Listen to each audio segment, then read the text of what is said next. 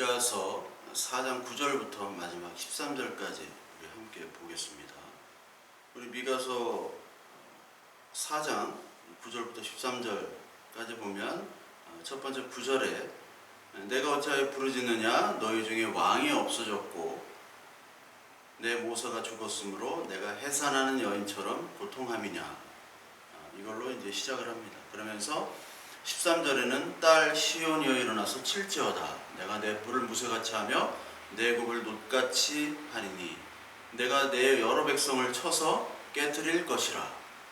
내가 그들의 탈취물을 구별하여 여호와께 드리며 그들의 재물을 온 땅에 주께 돌리리라. 이렇게 이제 끝나게 됩니다. 우리 4장 9절에 내 모사가 죽었고 왕이 없어졌다라는 말이 시작이 되죠. 모사가 없어졌다. 왕이 없고 목자가 없는 거죠. 그리고 다스릴 수 있는 왕이 없다. 여호와께서 원래 왕이었는데 인간들이 왕을 만들어서 여호와께서 왕 노릇하지 못하게 인간이 왕의 시대가 됐죠. 그러므로 말미암아 이제 왕 하나님 여호와가 없어져 버린 겁니다.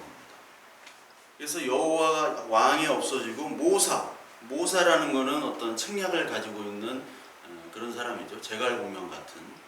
그럼 모사는 하나님으로부터 나오는 것이고 하나님과 소통할 때만이 그 모사가 소용이 있는 것이고 모사가 능력이 있는 것이죠. 하나님과 관계가 끝났으니까 모사도 당연히 없게 되는 거죠. 그리고 내가 해산하는 여인처럼 고통하고 있다. 이 해산하는 여인이라는 말을 많이 합니다. 해산하는 여인을 많이 표현을 쓰는데 이 고통받을 때 해산하는 여인이라고 많이 비유를 합니다. 그래서 이스라엘 백성들, 유다 백성들이 하나님을 멀리 떠나서 이웃 백성들, 이웃 나라들에게 고통을 받을 때 해산하는 여인이라고 이 저자는 계속해서 얘기를 하죠. 즉 이스라엘 백성들의 지금 모습, 현실을 지금 얘기하고 있는 거예요. 왕이 없고 모사가 없고, 모사가 다 죽었죠. 왕도 없고 목자가 없고 지도자가 없는 겁니다. 어떤 지도자만 나왔느냐? 미가서 3장에 나오는 지도자. 3장 우리 11절을 보면 그들의 우두머리들은 뇌물을 위하여 재판하며 그들의 제사장은 삭슬 위하여 교훈하며 그들의 선지자는 돈을 위하여 점을 치면서도 여호와를 의뢰하여 이르기를 여호와께서 우리 중에 계시지 아니하냐 재앙이 우리에게 임하지 아니하리라 하는도다. 뇌물 받고 삭슬을 위해서 일하는 돈을 위하여 점치는 자들밖에 없다는 거예요. 그들이 지도자고 그들이 제사장 노릇을 하고 있다는 겁니다. 참 비극적인 현실이죠.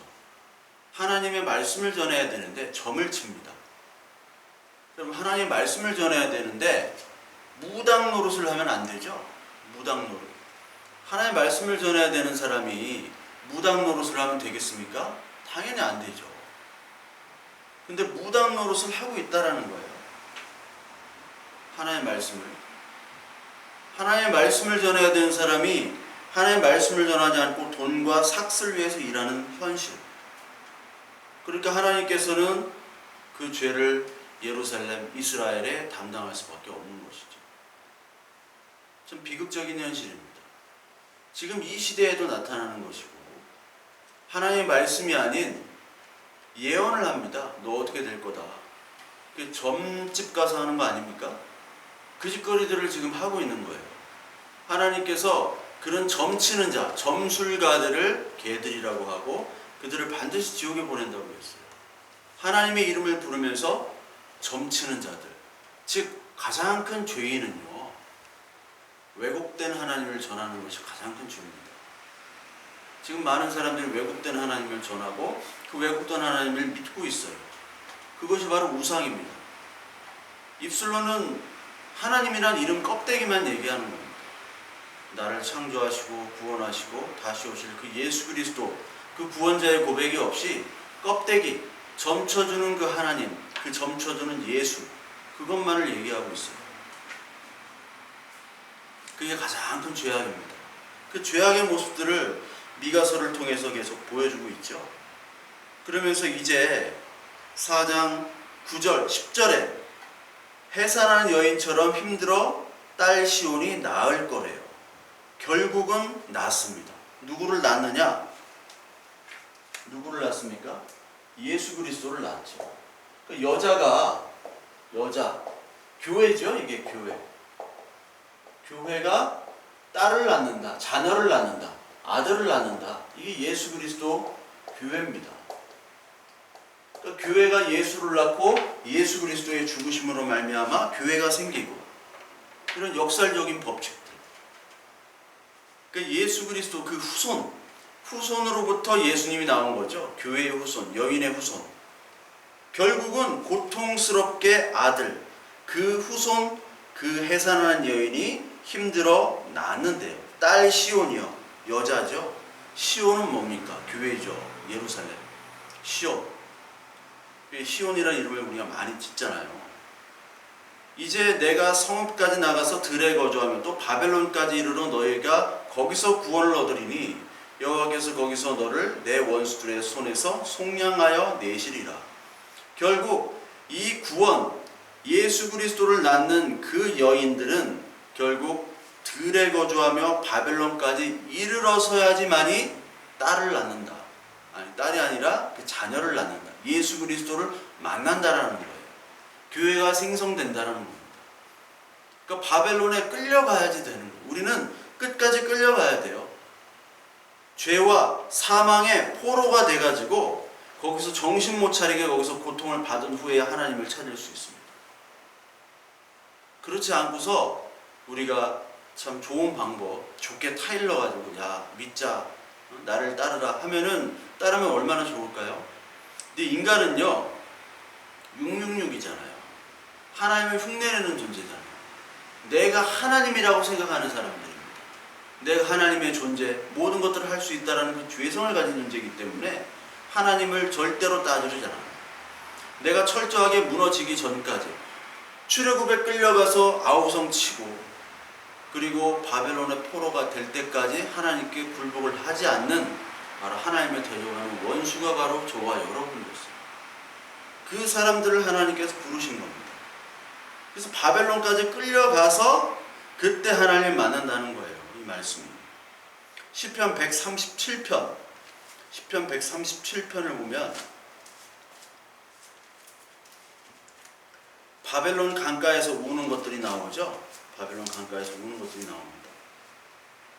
우리가 바벨론의 여러 강변에 거기 앉아서 시온을 기어가며 울었도다. 포로로 끌려갔어요. 고단하고 슬픈 포로의 현실. 바벨론에 끌려가서 울고 회개할 때 하나님이 역사하는 것이죠. 예루살렘 안에 있으면 모릅니다. 끌려가야 돼요. 그래서 예레미야를 통해서 바벨론으로 끌려간다라고 선포했을 때 많은 거짓 선지자들이 예레미야를 죽이려고 했죠. 지금도 마찬가지고 과거에도 마찬가지입니다. 하나님의 말씀을 선포할 때 내가 믿는 하나님이 아닌 것으로 사람들이 착각하고 있어요.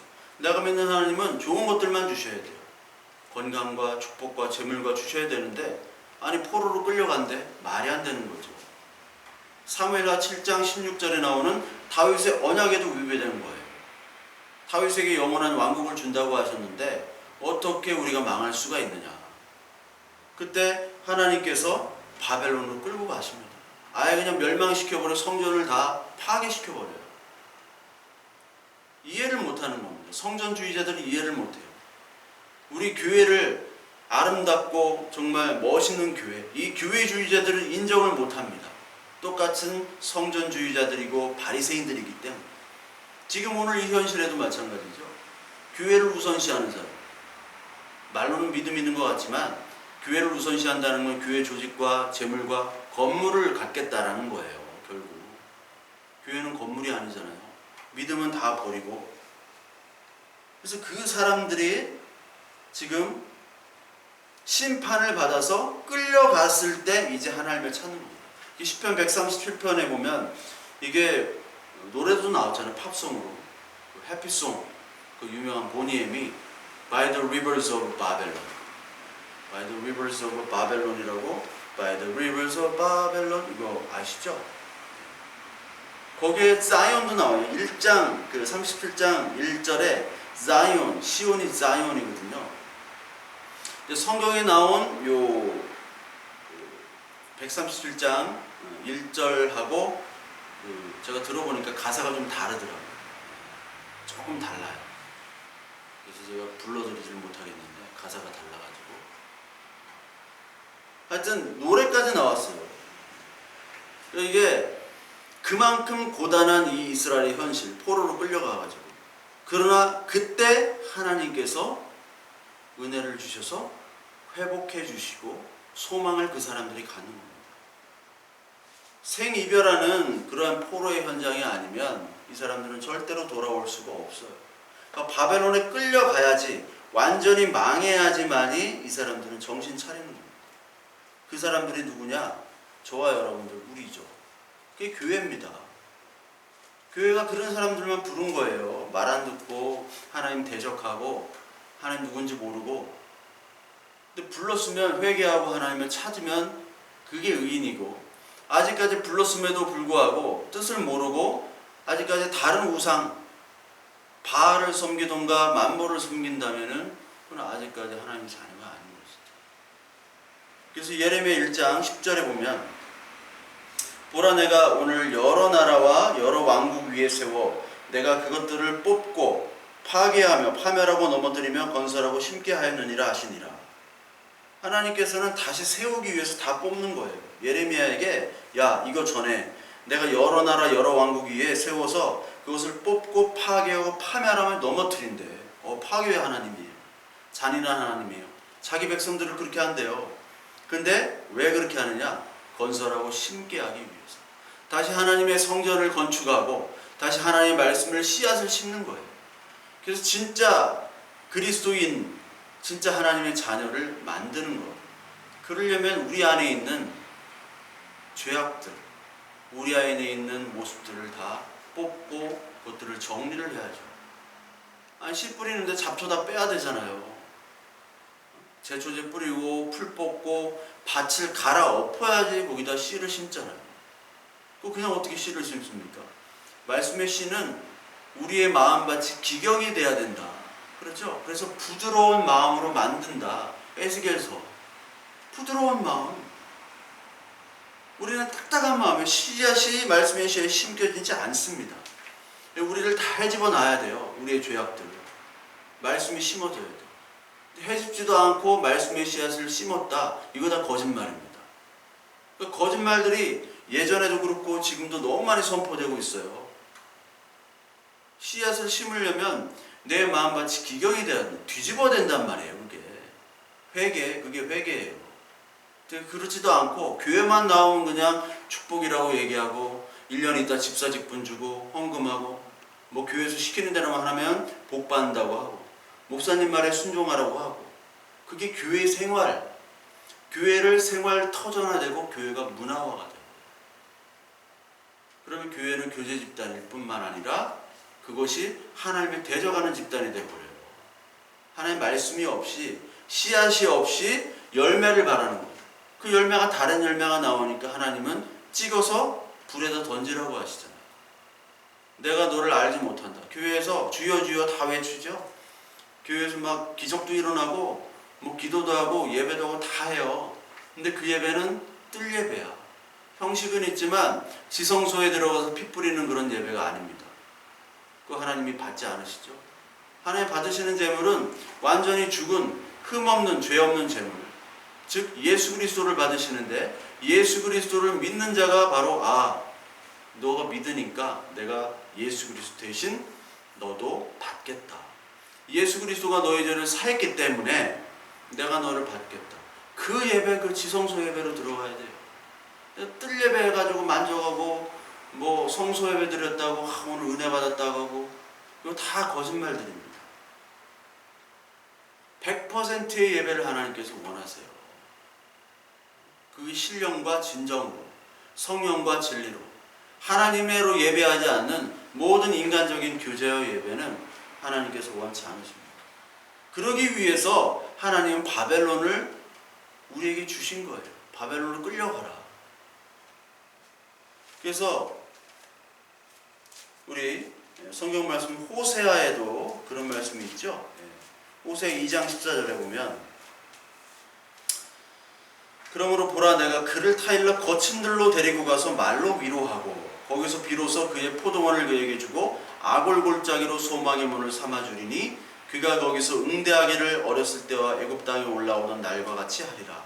아골골짜기를 소망의 문으로, 그 해골골짜기 골고다 언덕 그 십자가의 죽음으로 말미암아 우리의 소망을 주시는 거예요. 거친 들로 우리를 인도하신대요. 그것이 바로 예수를 믿는 과정입니다. 가장 교회의 문제는 뭐냐면 이 과정이 생략. 한국 사람들의 특징은 일확천금을 노립니다. 사기꾼들이 가장 많아요. 사기를 쳐도 죄가 안 되는 나라입니다. 뭐 1000억을 쳐도 한 2, 3년 살다 오면 되는 나라. 이렇게 사기꾼이 많은 나라는 전 세계에 없어요. 잡범들은 많아요, 외국에. 우리나라는 CCTV가 많아가지고 뭐 소매치기 다 없고 그런데 잡범들은 많은데 이 사기꾼들 특징이 뭐냐? 과정 생략이에요. 결과, 대박. 사기당한 분들 있죠? 그게 다 자기 죄 때문에 넘어간 겁니다. 남 탓할 필요 없어요. 다 일확천금을 노렸다가 그 사람들이 사기가 당한 거예요. 예수 그리스도 믿는 사람 중에 사기당한 사람 많습니다. 투자 실패한 분들 많아요. 근데 그분들 그 투자 실패를 통해서 내가 정말 일확천금을 노린 과정생략주의자구나. 과정신학자구나. 과정이 생략되어 있어요. 무조건 결과만 얻으려고 그래요. 공부 하나도 안 하고 시험 결과 잘 보려고 하는 겁니다. 우리나라는 시험 잘 보기 위해서 공부하죠. 외국은 공부를 잘하기 위해서 시험을 보는데 완전히 거꾸로입니다. 이 과정이 완전히 달라요. 외국은 유치원 때 초등학교 때 공부 별로 안 합니다. 점점점 외가 대학 때 진짜 많이 해요. 제 외국 애들 한 과목당 참고서를 봤는데 엄청납니다. 한 과목에 참고서 서적이 한 10권씩 돼요. 우리나라는 공부를 열심히 하다가 대학 때 다 놉니다. 그래서 대학 때 수업량, 공부량이 초등학교 공부량의 반도 안 돼요. 우리나라. 특이한 나라입니다. 이런 나라 한국밖에 없어요. 시험만 잘 보고 학교만 들어가면 되니까. 목표의식 상실. 결과 뭐 어떻게 대박 났다 그럼 끝이에요. 과정이 없어요.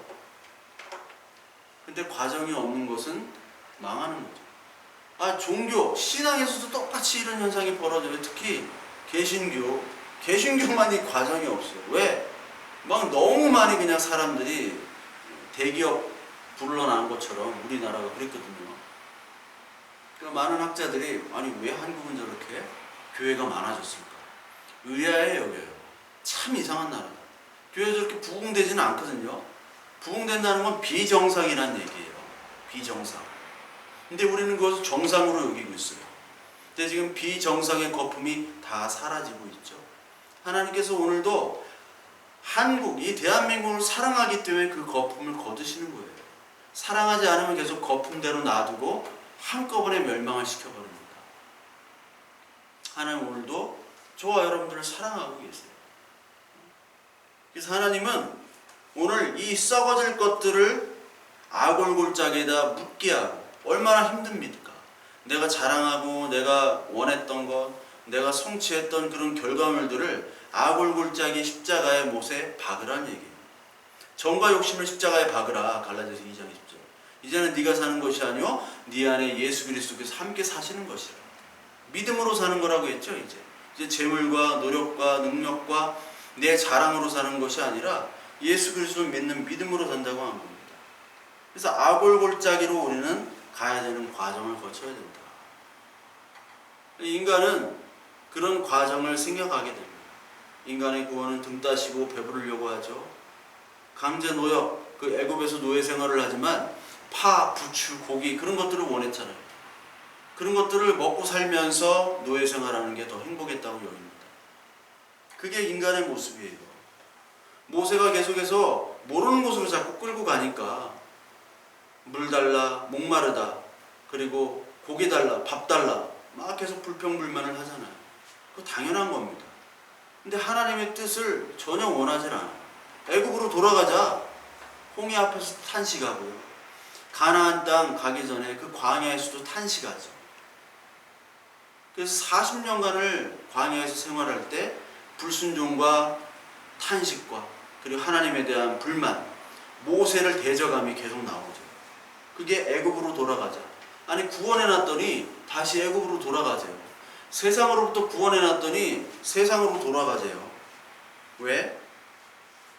자기를 배만 원하는, 자기 배만 원하는 그런 신을 그들은 원하기 때문에. 그래서 빌립보서 3장 18절을 보면 내가 여러 번 너에게 말하거니와 이제도 눈물을 흘려 말하노니 여러 사람들이 그리스도의 십자가의 원수로 행하느니라. 이게 바로 그리스도의 원수로 십자가의 원수로 행한대요. 누가? 교회 안에 있는 사람들이. 그들의 마침은 멸망이요 그들의 신은 배요 그 영광은 그들의 부끄러움에 있고 땅의 일을 생각하는 자라. 땅의 일을 생각하는 것이 바로 그리스도 십자가의 원수로 행하는 것이고 그들의 마침은 멸망이요 그들의 신은 배래요. 배를 채워주는 신. 밥만 먹고 배부르면 돼요. 그러니까 예수 그리스도를 따랐지만 예수님 막 따라다가 예수님이 기적 안 베풀어 주니까 다 떠났죠. 이게 배만을 원하는, 배를 채우는 신을 섬기는 자들의 모습. 그들의 끝은 멸망이요 그들은 땅의 일을 생각하는지라. 그러면서 20절에 우리의 힘이 있고는 하늘에 있는지라 거기로부터 구원하는 자 곧 주 예수 그리스도를 기다리노니. 우리는 하늘에 속한 자고 이들은 땅에 속한 자죠. 땅에 속한 자는 빵만 주는 메시아를 원해요. 오병이어 베풀어졌더니 많은 사람이 빵만 먹고 배불러서 다 가죠. 쫓아다니긴 해요. 빵 주니까. 그 짐승이죠, 짐승. 개들은 주인이 간식 주고 먹이 주고 그것만 기다리고 있잖아. 그거 받아 먹으려고 계속 재롱 부리는 거예요. 그 개들이랑 똑같은 겁니다. 그걸 개독교라고 해요. 기독교는 그리스도가 내 안에 살아, 내가 그리스도 안에 살아 있는 것이 기독교인데, 개독교는 개처럼 쫓아다니면서 아양 떨고 다 해요. 주인한테 순종하는 척하고. 왜? 먹으려고. 주인이 주는 밥만 먹으려고 하는 거예요. 그게 개죠. 그 인간들은 그런 하나님을 원하고 그런 지도자만을 원합니다.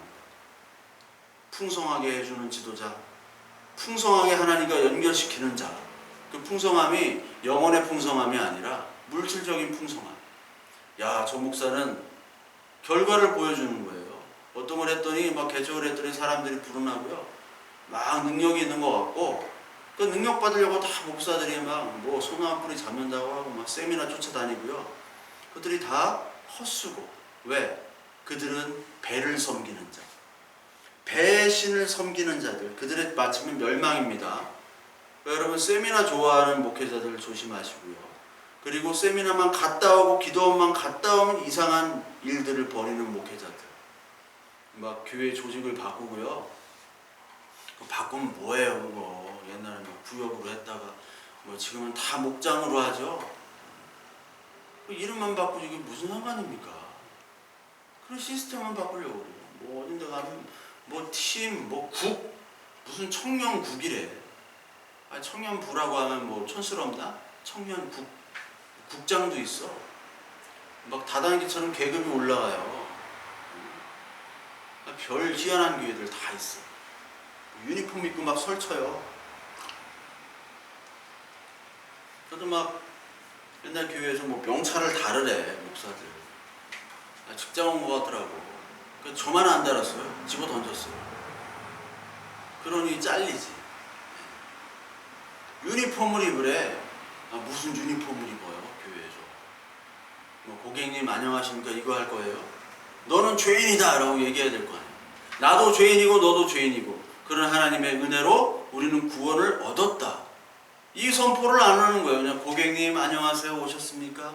아 고객님 막 고객님이 주무셔. 저기 예배하는데. 아 고객님 얼마나 피곤하십니까? 이래가지고 되겠습니까? 이래가지고 어떻게 구원이 와요? 너는 사꾼이야. 너는 죄인이야. 넌 바벨론에 끌려가도 싼 놈이야. 선포를 해야죠. Proclaiming of the God, Word of God. 이게 전혀 얘기가 안 돼요. 그럼 뭐 하려고 교회가 있습니까? 교회가 존재 가치가 전혀 없는 거예요. 그러니까 인간들은 계속 강력한 그런 지도자만을 원하는 거예요. 그런데 그러한 강력한 지도자일수록 사꾼이라는 거예요. 미가서 나오는 사꾼. 미가 3장 아까 얘기했잖아요. 사꾼들. 왕도 없고 모사도 없다. 사꾼들만 남았어요. 그 사꾼들은 강력한 지도자입니다. 사무엘상 8장에 보면 그 사람들이 왕을 달라고 하죠. 하나님은 허락은 하지만 경고를 해요. 너 왕 주면 이렇게 될 것이다. 네 딸들도 잡아가고 세금도 내고 보이지 않는 하나님은 필요 없고 여러 이유처럼 왕을 달라. 그래서 강력한 통치를 하고 조직을 갖게 해달라. 그러니까 하나님은 그걸 죄로 여깁니다. 그러나 허락은 하세요. 허용을 하시는 거예요. 허용. 그러나 죄값은 네가 치른다. 그겁니다. 죄값을 치르게 하는 거예요. 쓴맛을 보게 하는 거죠. 말하는 아들이 자기가 사업하면은 잘 할 수 있다고 사업 준비도 안 돼 있고 그런 마인드도 없고 능력도 없는. 근데 아버지가 부자예요. 한 10억 줘가지고 야 네가 하고 싶은 거 해봐. 교육을 시키는 겁니다. 쫄딱 망해가지고 망하면은 당해지죠. 어디 끌려가가지고 팔려가가지고 죽도록 노동하고 그 노동 안 한다고 하면 바다에다가 고깃밥대도 집어 던진다고 하니까 탈출할 수도 없고 그런 시련을 주시는 거예요. 그랬다가 하나님을 찾게 합니다. 우리 아버지 집, 우리 아버지는 재벌인데 내가 왜 여기 있을까? 그게 둘째 아들이잖아요. 그때 하나님이 건져주시는 거예요. 그게 아골골짜기를 소망으로 아는 거예요. 근데 인간의 지도자, 강력한 지도자는 다 사꾼이라니까요. 여기 나오는 것처럼 뇌물을 위하고 제사장은 삭을 위하고 그리고 돈을 위하여 점을 치는 자, 이 사람들입니다. 정치인 영웅들, 이 세상의 정치인들, 강력한 지도자, 뭐 시진핑, 푸틴, 뭐 아베, 다 강한 일본, 트럼프 그런 걸 원하잖아요. 우리나라 지도자만 약하잖아요. 늘 여기 터지고 중국한테 터지고 북한 터지고 러시아한테 터지고 맨날 미국한테 터지고 터져도 네 하는. 근데 뭐 그걸 뭐 안 터져고 반박한다고 반격한다고 좋은 것도 아니고 또 터진다고 좋은 것도 아닙니다. 하나님만을 추구하면 돼요. 그런 강력한 지도자가 나오면 좋을 것 같죠? 안 좋아요. 결과로 나타나잖아요. 칼을 칼로 막는다? 좋을 것 같죠? 나중에 좋지 않습니다. 그러니까 하나님께서는 이런 정치적인 인간의 지도자를 원치 않으시는 거예요. 그러면서 하나님은 또 미가에게 얘기를 합니다. 내 원수들의 손에서 속량하여 내시리라. 그렇죠. 거기까지 바벨론까지 끌려간 다음에 하나님이 끄집어내시는 거예요. 여기서 정말 하나님밖에 없습니다. 구원자십니다. 여기서 고백하게 만들고 무릎 꿇게 만드는 겁니다. 11절 이제 많은 이방 사람들이 모여서 너를 치며 이르기를. 그러니까 이방의 많은 그 나라들이 우리를 친대요. 시온이 더럽게 되며 예루살렘이 더럽게 되며 그것을 우리 눈으로 바라보기를 원하노라 하거니와. 그러니까 이방 사람들이 모여가지고 야 예루살렘 그 유대인들을 다 죽여버리자. 에스더 있죠? 에스더에서 하만이 그 유대인들을 다 죽이려고 하잖아요. 근데 죽이려고 하다가 자기가 죽죠. 그러니까 모르드게가 에스더 너에게 왜 이렇게 왕비가 되게 했느냐? 하나님이 유대인을 구원하기 위해서 왕비가 되지 않았느냐? 그래서 에스더가 죽으면 죽으리라고 왕 앞에 가잖아요. 그걸 고하잖아요. 그렇듯이 이방인들은 늘 하나님의 자녀들을 괴롭히고 죽이려고 합니다. 이방인들이 모였어요. 모여서 우리가 침입해가지고 이 예루살렘, 이스라엘이 망하는 것들을 한번 보자. 구경하러 온 거죠. 구경하러. 시온이 더럽게 됩니다. 근데 이들은 왜 이방인들을 자기들이 왜 이렇게 침입해가지고 이 사람들을 괴롭히게 하는지 그 하나님의 큰 뜻을 그리질 못했습니다. 하나님은 그들을 모이게 했어요. 이방인들은 이스라엘 심판 도구죠. 심판의 도구입니다. 즉 우리 주위에도 많은 이방 국가들이 있습니다. 그 이방 국가들은 우리를 단련시키기 위한 심판의 도구예요. 그게 이방 국가가 지금은 재물이 될 수도 있고 건강이 될 수도 있고 자녀가 될 수도 있고 모든 환경이 다 이방 국가예요. 우리를 괴롭힙니다. 왜? 하나님께로 가기 위한 도구예요. 몽둥이란 말이죠. 하나님의 뜻은 그 몽둥이로 사용한 다음 그들을 심판합니다. 하나님의 자는 절대 심판하지 않아요. 모계에서 그들을 통해서 우리를 심판이 아닌 우리를 훈계하고 책망한 다음에 그들을 심판합니다. 하나님의 자녀가 왜 아버지에게 심판을 받겠어요? 우리는 구원만 있지. 근데 그 과정, 이 과정 속에는 우리의 고난, 고통 그런 것들이 있다라는 얘기죠. 이 과정에. 왜? 하나님의 자녀로 만들기 위해서. 우리는 늘 하나님을 떠나려고 하는 불순종의 자녀들이기 때문에. 그래서 결국은 하나님께서 끄집어낸다라는 거예요. 시온이 멸망을 보러 오른 많은 이방인들, 이방인 국가들, 이 북방 국가들을 하나님이 모으시는 겁니다. 여러분 그 바알과 아세라 선지자 850명과 엘리야의 대결이 있죠? 엘리야의 대결할 때 이 850명을 끄집어 오잖아요. 다 부릅니다. 그래서 하나님께서 한데 모아요. 그때 엘리야와의 대결하고 엘리야가 이기는 것을 보게 한 다음에 그 850명을 다 심판시키잖아요.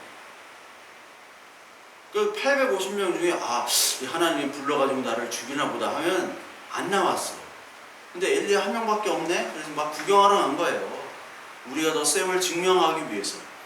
이방 사람들은 자기가 믿고 자기가 섬기는 신들이 더 세고 하나님이 가짜며 하나님이 약하다는 것을 증명하고 그걸 보고 낄낄낄낄 묻고 조롱하기 위해서 다 모인 겁니다. 근데 그게 함정이죠. 트랩을 만들어 놓은 거예요. 하나님이 다 오게 한 다음에 심판하도록. 왜? 하나님의 자녀는 하나님이 사랑하시고 사랑하시되 끝까지 사랑하시기 때문에. 왜요? 이게 언약이기 때문에 그렇습니다. 언약인데 어떤 언약이냐? 변치 않는 언약. 소재에 소금을 타죠. 소금 언약이라고 하잖아요. 소금 언약. 소금이라는 거는 변하지가 않는 겁니다. 이 소재에, 제사 중에 소재가 있죠. 거기다 소금을 타잖아요. 제물마다 소금을 타는 거예요. 왜? 변치 않은 언약. 예수 그리스도 이 제물에 소금, 이게 언약이란 말이에요. 변치 않는다. 내가 너를 사랑한다. 그래서 아브라함에게 너를 저주하는데 내가 저주하는 거죠. 발락에게 발람이 발락에게 고용돼가지고 발람한테 야 이스라엘 저주해 하는데 저주 못하잖아. 하나님이 저주를 하려고 해도 하나님 막는 거예요. 왜? 하나님의 자녀이기 때문에. 우리가 아무리 이 세상에서 저주받는 아주 하찮은 존재라고 할지라도, 조롱받는 존재라고 할지라도 하나님의 자녀는 절대로 저주에 벗어나는 자, 저주할 수 없는 그런 자녀입니다. 세상은 조롱은 할 수 있어요. 조롱하고. 그러나 심판받지 않고 저주받지 않습니다. 그 저주의 유일한 결정권자는 바로 하나님이시기 때문에. 그래서 다 모으는 거예요. 다 모아가지고 하나님께서 심판하는 겁니다. 그래서 하나님의 자녀는 구원이고 그들은 심판입니다. 우리는 해방단자이기 때문에. 로마서 8장 1절부터 2절에 보면 예수 안에 있는 자에게는 결코 정죄함이 없나니 그리스도 예수 안에 있는 생명의 성령의 법이 죄와 사망의 법에서 너를 해방하였습니다. 성령의 법, 그리스도 안에 있는 성령의 법이 죄와 사망의 법을 해방했어요. 해방했기 때문에 우리에게는 저주는 없습니다. 하나님께서는 해방시키고 이방인들, 우리를 대적하는 이방인들, 그들을 심판으로 모으게 합니다. 근데 어디다 모으게 하느냐? 여기 보니까 그들이 여호와의 뜻을 알지 못하며 그의 계획을 깨닫지 못한 것이라. 그렇죠? 이방인은 하나님 모이게 한 계획을 깨닫지 못하는 거예요. 여호와께서 곡식단을 타작마당에 모음과 같이 그들을 모으셨습니다. 타작마당에다 다 모아놓고 그 알을 다 탈곡을 하잖아요. 막 이렇게 지금 뭐 탈곡기가 다 있지만 옛날에 다 두드려가지고 그 알을 탈곡했죠. 그 모아가지고 다 탈곡을 시키는 거예요. 쭉정이 다 두드려 패고 알곡만 남게 하고. 추수는 일단 다 합니다. 알곡과 가라지가 다 있잖아요. 눈에 알곡과 가라지가 다 있는데 하나님께서 그 가라지를 뽑지 않아요. 알곡도 같이 뽑을까 걱정이다. 일단 추수를 다 해요. 다 한 다음에 그때 이제 최후의 심판을 날려버립니다. 계시록에서도 낫을 가지고 추수하는 장면이 나오죠. 그 포도주 틀에 막 밟아가지고 그 포도주가 터지는 장면, 그게 다 심판이거든요. 우리들은 하나님의 추수된 알곡이고 나머지는 다 쭉정이로 다 사라져야 될 존재. 어떻게 보면은 이게 하나님의 사랑, 하나님의 심판 공의, 이게 우리의 행위가 아니기 때문에, 하나님의 선택이기 때문에 휴머니즘적으로 볼 때는 참 말도 안 되는 얘기고 불합리하고 부조리하고 비이성적인 겁니다. 그러나 여러분, 이성적인 건 뭐예요? 지금 현실에서 이성적인 게 있나요? 오히려 계몽주의 시대 때가 더 이성적이었어요. 17, 18세기. 물론 그때부터 이제 과학이 발전하고 산업이 발전하고 이제 식민지 쟁탈전, 그리고 많은 사람들을 죽이는 그런 전쟁들이 있지만, 그럼 발전된다고 해서 이성이 더 합리화되고 양심이 더 늘어났냐? 전혀 그렇지 않죠. 전혀 그렇지 않아요. 점점 디스토피아 되잖아요. 막 핵전쟁이 날 수도 있고 전염병 창궐해가지고 서로 막 죽이고 뭐 폭탄이 날라올 수도 있어요. 어느 도시를 고립해가지고 거기다가 폭탄을 때려볼 수도 있어요. 영화처럼. 주민들을 학살할 수도 있습니다. 다수가 살기 위해서. 그게 인간이에요. 그게 지옥이에요. 더 좋아지지 않습니다. 하나님께서 타작마당으로 그들을 모았어요. 타작마당 하니까 뭐 신옥주, 뭐 아들이 아버지를 때리고 딸이 엄마를 때리고 서로, 그게 타작마당이에요. 참 불쌍한 자들이죠. 그 타작이 그 타작인 줄 알아요. 패는 게 타작인 줄 알아요. 타작마당에 모으게 하죠. 타작마당이 사무엘 하에, 사무엘 하 24장에 나옵니다. 타작마당 24장 16절부터 25절에 나오고, 이게 또 역대상에도 나와요. 역대상에는 21장에 나옵니다. 이게 왜 나오냐면, 이게 여기서는 아라우나의 타작마당이라고 하고, 여기서 오르난의 타작마당이라고 합니다. 아라우나, 여기 오르난의 타작마당, 다 같은 얘기예요. 이 타작마당에서 뭐가 생기냐면 솔로몬 성전이 생기죠. 왜 이 타작마당이 나오느냐? 다윗이 인구조사를 했습니다. 인구조사를 해가지고 자기의 어떤 업적을 드러냈어요. 그래서 죄를 받죠. 세 가지 중에 골라라. 근데 한 가지를 고를 수가 없으니까 하나님이 해주세요. 그래가지고 인구 7만 명인가 죽이잖아요. 하나님. 전염병으로. 3일 동안 전염병 인구 7만 명. 왜 인구를 하나님께서 죽이셨느냐? 네가 인구조사를 해가지고 인구 가지고 그 군사력을 자랑하기 때문에 내 군사력을 없애는 거예요. 그래서 3일 동안 7만 명을 없앱니다. 3, 7. 또 완벽한 숫자로, 하나님의 숫자로 또 그렇게 하나님이 일하셨는데, 그때 그 후에 다윗이 죄를 고백하냐? 하나님, 내가 또 잘못했구나. 또 잘못했구나. 다윗은 늘 실수의 연속이에요, 계속. 그래서 죄를 고백하고 그 심판을 그대로 받아들입니다. 그러면서 역시 구원의 하나님은 그 하나님밖에 없구나. 나를 구원하시고 나의 죄에서 용서하실 분은 주님밖에 없구나. 그 고백을 받으시는 거예요. 그래서 그 여부수인 오르난의 타작마당, 여기서 성전을 지으라고 하죠. 성전. 값을 주고 삽니다. 그 성전을. 그냥 드린다고 했는데 아니다. 값을 주고 산다. 여기서도 바로 그리스도의 구원이 나오죠. 성전이 뭐예요? 우리잖아요. 우리. 예수 그리스도와 우리와 함께 있는 곳이 바로 성전이고 교회잖아요. 교회를 위해서 예수 그리스도 값을 주고 산 거예요. 타작마당. 그 타작마당에서 다윗은 무엇을 생각했느냐? 아, 우리가 원래 심판자인데 그는 하나님의 은혜로 구원함을 얻었다. 그 한 자리에서 구원과 심판이 동시에 목격되는 자리입니다. 그게 아시겠어요? 그 십자가, 예수 그리스도의 십자가 죽으심이 바로 아골골짜기죠. 이게 바로 세상의 동시에 심판과 죄악이 동시에 드러나는 장소예요. 그렇죠. 그 우리가 타작마당 그 추수 심판하는 그것이 구원과 동시에 하나님의 은혜와 나의 죄악들을 다시 보게 하는, 구원의 은혜와 심판의 공의로운 하나님, 그리고 그 죄 심판의 두려움, 그것을 다시 보게 하는 그 장소가 바로 아라우나의 타작마당이었어요. 근데 그 타작마당, 그것이 어디예요? 이 오르난의 타작마당, 여기가 이삭 번제 드리려고 했던 장소고, 이게 예루살렘이고 지금은 황금동 사원입니다. 황금동 사원. 그 이슬람의 황금동 사원, 이게 거의 1300년 전, 1400년 전에 지은 건물이에요. 예루살렘의 그 이슬람의 성지죠. 그 자리예요. 그 자리, 이색의 번제 자리.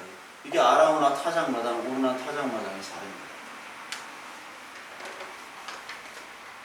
그러니까 이거를 탈취해가지고 여기다 성전을 다시 지려고 하는 게 그 시오니즘의 얘기예요. 시오니즘. 여기 시오니즘들이 좋아하는 성경 구절이 13절에 나오는 거예요. 딸 시온이여 일어나서 칠지어다. 내가 내 뿔을 무쇠같이 하며 내 굽을 놋같게 하리니 내가 여러 백성을 쳐서 깨트릴 것이라. 내가 그들의 탈취물을 구별하여 여호와께 드리며 그들의 재물을 온 땅을 주께 돌리라. 이게 문자적으로 해석하면, 야 교회 이스라엘 백성을 일어나가지고 그 내 굽을 무쇠같이 해가지고 무기를 장착해서 그 백성들 다 무찔러 쳐부수고 그 탈취물을 획득해가지고 하나님을 찬양해라. 그 얘기처럼 들리죠? 무력으로. 그래서 유대인들이 이 구조를 가지고 전쟁하려고 하고 이거를 없애려고 하잖아. 이슬람과의 최후의 전쟁. 이것이 하나님이 원하시는 거다. 그래서 최후의 전쟁 끝에 우리가 승리를 얻고 황금돔 사원을 때려부시고 여기다 멋진, 정말 아주 크고 멋진 웅장한 하나님의 성전을 지으면 예수 그리스도께서 오신다. 기뻐하신다. 이 말 같지도 않은 것을 믿고 있어요. 이거를 또 따라하는 그 전 세계 교회들, 시오니즘 교회들이 있고 한국에도 있습니다. 이 사람들 막 양잡고 그래. 아직도 미친 인간들 같이. 예수 그리스도 안 믿는 사람들이죠. 예수 그리스도 믿는 게 아니라 인간의 힘과 유대인 그런 정복을 믿는 거예요. 이게 계시록의 그런 천년왕국까지도 이어져 가지고 그 천년왕국도 그 유대적인 전천년설, 그것도 역사적인 전천년설이 아니라 그 유대교적인 전천년설을 지금도 많이 가르쳤잖아요. 막 재림 2번 하고 막 휴거했다가 제가 계시록에서 설명을 드렸죠. 그 역사적인 전천년설은 그래도 뭐 받아들일 만한데 이게 그 시오니즘적인 그 전천년설을 그렇게 설파를 하니까 뭔지도 모르고 그냥 목사들이 얘기를 하는 거예요. 휴거가 뭐 휴거 없어요. 왔다 갔다 공중재림 그런 거는 아멘이라고 믿고, 그러니까 다 바보가 얘기하고 바보가 아멘하고 또 바보가 얘기했다가 바보가 아멘하고 취임새가 꼭 붙어야 돼요. 할렐루야 하면 아멘. 자동 로봇이에요. 바보들도 아니고. 아멘 할 걸 아멘 해야죠. 바보들 아닙니까? 할렐루야 아멘. 똥개훈련 시키죠. 똥개훈련. 아멘 안 하면 막 목사가 기도하고 설교할 때 아멘 안 하면 믿음 없는 것처럼 보여요. 아멘 하는 사람이 믿음 없는 거예요. 아멘 하면 믿음이 없는 거예요. 꼭 자기 자랑하려고. 바리새파 같은. 말도 안 되는 거예요. 맨날 아멘해요. 근데 그렇게 아멘하면 남발하는 사람 중에 제대로 된 사람을 한 명도 못 봤습니다. 아멘하는 사람 많죠? 한 명도 못 봤어. 인격도 엉망이요, 생활도 엉망이요, 말씀도 몰라요. 아주 엉망이에요. 진짜의 말씀만 아멘. 그 아멘이라는 뜻은 내가 예수 그리스도의 이름으로 목숨 바쳐 동의합니다라는 거예요. 쓸데없이 하지 마십시오. 자기를 뭐 맨날 예배 시간에 막 수십 번 하면 목숨 걸고 맹세를 수십 번 하는 사람이 어디 있어요? 다 거짓말이지 그런 거. 사기꾼들이 맨날 그냥 목숨 바쳐가지고 내가 내 어머님의 이름으로 이건 진짜다. 아버지의 이름을 걸고 내가 장사를 하겠다. 한 푼도 안 남긴다. 장사꾼들이랑 똑같죠. 그 장사꾼들이 설파하는 그런 거에 놀아나는 바보들. 왜 그런가요? 자기 욕심 때문에. 우상 때문에 그래요. 그러니까 이 구절은 그 구절이 아니에요. 시온에 일어나 칠지어다. 뭘 쳐요? 치긴. 네? 하나님의 무쇠 뿔, 하나님의 능력, 약할 때 강함 되신 그님. 예수 그리스도의 능력으로 가지라는 거예요. 예수 그리스도의 능력. 예수 그리스도의 심판을 통해서 우리가 구원을 얻는 거예요. 예수님이 무한으로 약해져야 돼요. 무한으로. 무한으로 약해지실 때 우리가 강해지는 겁니다. 그 심판을 받으라는 거예요. 13절에. 값을 치르라는 거예요. 너희들도. 죄값을. 예수 그리스도께서 치렀듯이. 이 과정이 없이는 너희들 예수 그리스도 믿을 수 없다는 겁니다. 예수님이 그 골고다 언덕, 골고다 심판, 그 아골 골짜기에서 죽음과 동시에 구원을 우리에게 주셨죠. 그래서 구원과 심판의 장소가 같다고 말씀을 드렸어요. 아라우나 타작마당, 오르는 타작마당. 우리 계시록 11장 8절을 보면 그들의 시체가 큰 성 길에 있으리니 그 성은 영적으로 하면 소돔이라고도 하고 애굽이라고 하니 그들은 주께서 십자가에 못 박힌 곳이라. 백성들과 족속과 방언과 나라 중에 사람들이 그 시체를 사흘 반 동안을 보며 무덤에 장사하지 못하게 하리로다. 이 두 선지자가 땅에 사는 자들을 괴롭게 한 고로 땅에 사는 자들이 그들의 죽음을 즐거워하고 기뻐하여 서로 예물을 보내리라 하더라. 이게 바로 그리스도를 믿는 교회의 모습이죠. 그 교회가 죽어서 시체가 그 큰 성길에 있으리니, 그러니까 짐승과 더불어 전쟁을 교회가 해서 현상으로 보면은 우리가 지는 것처럼 시체가 널브러져 있는 거예요. 그 성이 어디냐? 죽어있는 성이 소돔과 애굽이에요. 소돔, 애굽, 바벨론, 로마 다 같은 뜻이라고 얘기 드렸죠. 이 세상의 모든 소돔이고 바벨론이고 로마고 바벨론이고 그 애굽이라는 거예요. 거기서 우리는 죽으라는 거예요. 죽는다. 십자가에 못 박힌 예수 그리스도처럼 우리가 죽는 겁니다. 그래서 시체를 사흘 반 동안이나 보면 무덤에 장사하지 못하게 하리로다. 이 땅 사람들이 우리들을. 그래서 10장 10절 이 두 선지자는 교회를 얘기하죠. 그 에스겔에서도 나오잖아요. 그 스가랴에서도 나오잖아요. 두 선지자. 한 선지자면은 증언이 안 되죠. 죄냐 죄가 아니냐 증언할 때 증인이 2명 이상이어야 된다고 얘기했죠. 2명. 예수님께서 증언 누구 하냐? 하나님과 나 하나다. 하나님이 증언하신다. 그러니까 성전 모독죄로 그를 고발했잖아요. 증언, 두 증인이 바로 교회를 나타냈다고 분명히 말씀을 드렸습니다. 두 증인이에요. 증인이 원래 이게 마터가 순교자죠. 증인은 순교를 해야 되는 거예요. 순교. 마터. th 발음을 갑자기 나와요.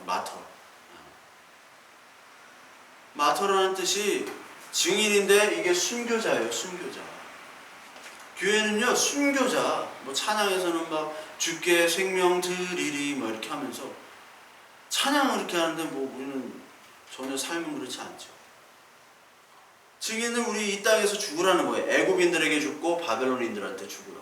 소돔 고모라인들한테 죽으라는 거예요. 근데 오늘 배운 미가서는 막 무찌르란 얘기 나오잖아요. 어떤 뿔은 능력이 아닙니까? 어떤 뿔로 어떤 것으로 무찌르를 해요? 뿔, 그리고 굽을 놋같이 한다. 그래가지고 백성을 쳐서 깨트린다. 이 백성들을 어떻게 칩니까? 여러분 교회가 세상하고 싸워서 이길 수 있나요? 이길 수 없어요. 세상하고. 우리는 지고 짓밟히고 우리는 죽는 그런 모습으로 나타납니다. 그러나 그것을 통해서 예수 그리스도께서 내가 세상을 이기었노라. 이기긴 뭘 이겨요? 예수님이 안 이겼단 말이에요. 세상에 심판받아 죽었단 말이에요. 예수님이 이겼다면, 이 세상에 받아들이기에 합당하도록 예수님이 이겼다고 얘기한다면 예수님은 십자가에 내려오셔서 모든 사람들을 다 정리를 해야 돼요. 그리고 내가 진짜 하나님이고 하나님의 아들이다라는 것을 눈에 보이는 가시적인 증거로 보여주셨어요. 근데 그러지 못했죠. 근데 예수님은 내가 이겼대요. 다 이루었대요. 이게 뭐냐? 너희들도 세상을 이겼다.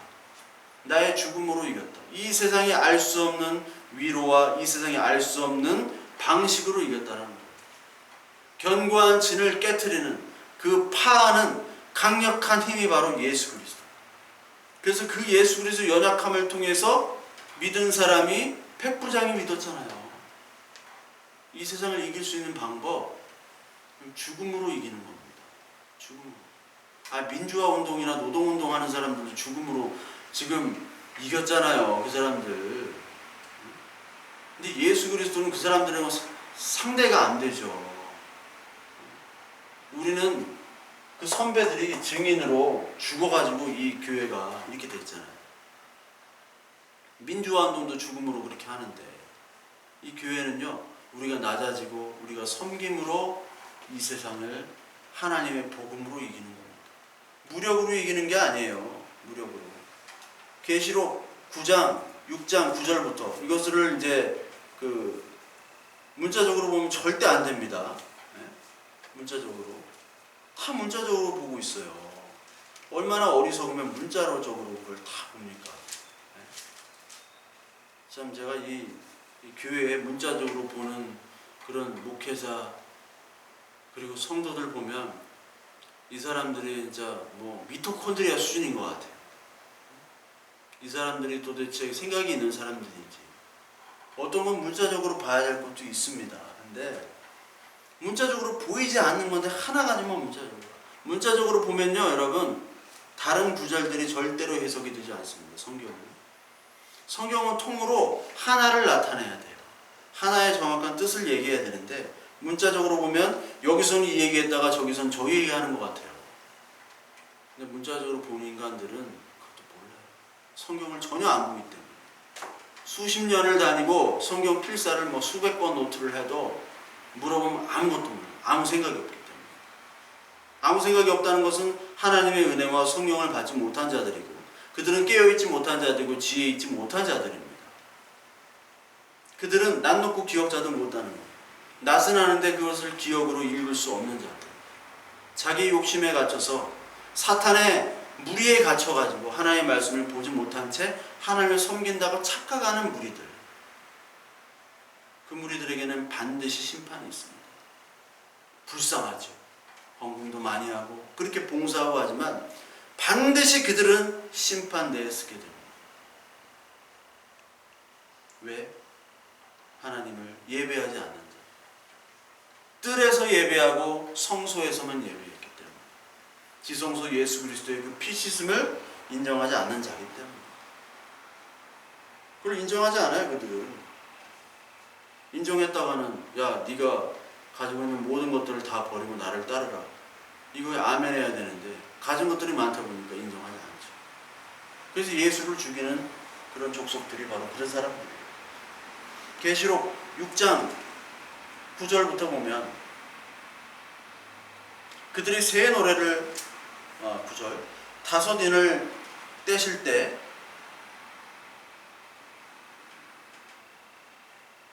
여기 맞나요? 9장 6장 9절 다섯째 인을 떼실 때 내가 보니 하나님의 말씀과 그들이 가진 증거로 말미암아 죽임을 당한 영혼들이 제단 아래 있어 큰 소리로 불러 이르되 거룩하고 참되신 대주제여 땅에 거하는 자들을 심판하여 우리 피를 갚아주지 아니하시기를 어느 때까지 하시려 하시니까.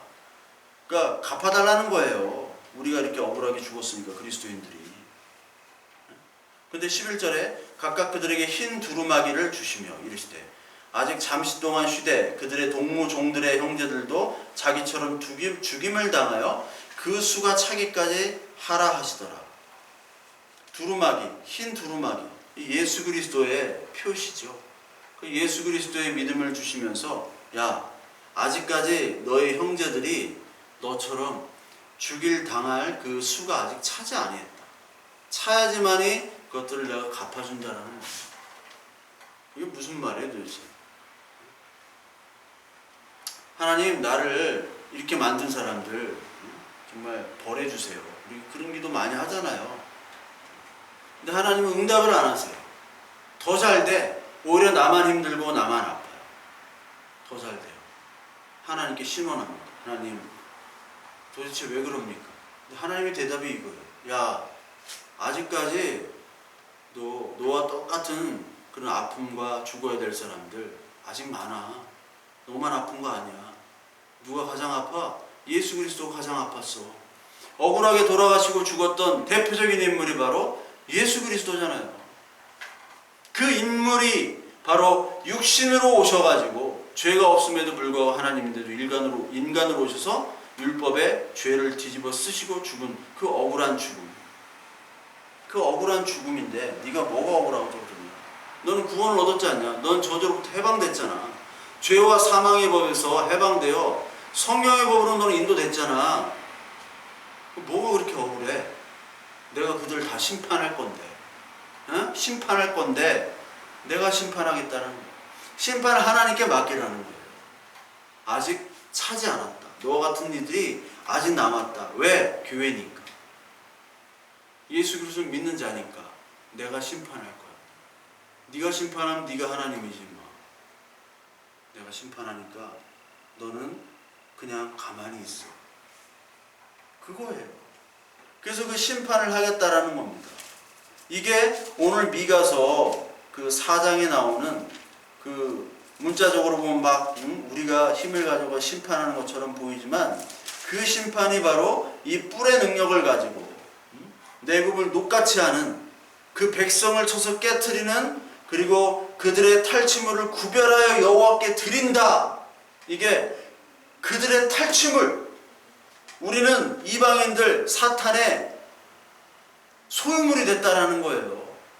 그래서 예수 그리스도가 그것을 쳐들어가서 우리들을 탈취물을 잡는 것. 이게 예수님 비유를 냈잖아요. 강도가 들어왔을 때 뭐부터 하냐? 그 강도가 바로 예수님이에요. 그 강도가. 강도의 비유. 강도가 들어왔을 때 뭐부터 해요? 강한 자부터 결박. 결박을 한다고 하시잖아요, 예수님이. 그래서 그 세간들을 다 가지고 간다. 세간이 뭐냐? 예수 그리스도를 믿는 우리들이라고 그랬잖아요. 우리들은 악한 세력에게 지금 잡혀있는 거예요. 그런데 예수 그리스도께서 오셔서 쳐서 깨트려가지고 그들의 탈취물을 구별하여, 탈취물을 다 구별해가지고 야, 하나님의 자녀들만 구별하는 거예요. 그래서 누구에게 드려요? 여호와께 드린대요. 이거를 문자적으로 해석하면 이슬람 다 때려 부시고 이방인들 다 잡아 죽이고 그들의 재산을 몰수해가지고 하나님의 성전을 짓는데 막 구별하고 더 우리 이스라엘 국가 그리고 예수 그리스도 믿는 자들을 더 풍성하게 만들어가지고 하나님을 더 영광스럽게 섬긴다. 이쪽으로 가면 안 된다는 거예요. 바보들이에요. 이쪽으로 왜 가? 지금 유대인들이 전 세계를 지배하고 있죠? 유대인들이 이 말처럼 돼가고 있는 것 같죠? 하나님이 그들을 순간적으로 치십니다. 멸망시키게 만드세요. 여호와께 드리며 그들의 재물을 온 땅에 주께 돌리리라. 그 얘기가 바로 이 얘기예요. 예수님의 이 구약의 이야기를 그대로 풀어서 얘기하신 거예요. 이게 구약의 얘기예요. 구약의 이야기. 구약 미가서의 이야기예요. 여러분, 신약과 구약은 정확히 하나님께서 얘기하시는 바 그 언약에 대해서 얘기를 하시고요. 예수님이 신약을 떠나서 구약을 얘기하시지 않고 구약을 떠나서 신약을 얘기하지 않으세요. 하나로 봐야 돼. 하나로.